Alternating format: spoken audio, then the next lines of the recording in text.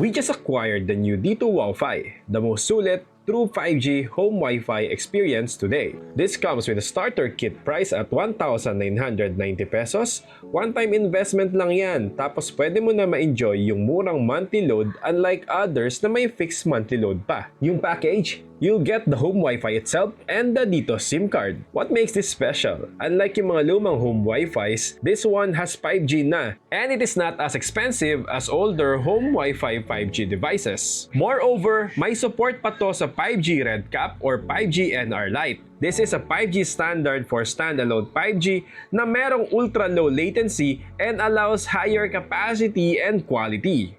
5G standalone pa ang technology ni Dito compared sa other telcos na 5G NSA and still relying on their 4G network. Tapos Wi-Fi 6 pa siya, so better speed, efficiency, and mas less congestion than Wi-Fi 5 from older home Wi-Fi devices. How to use this? First, register the SIM via the Dito app, then plug and play lang siya. After that, you can set up the device to change the password and more via the web.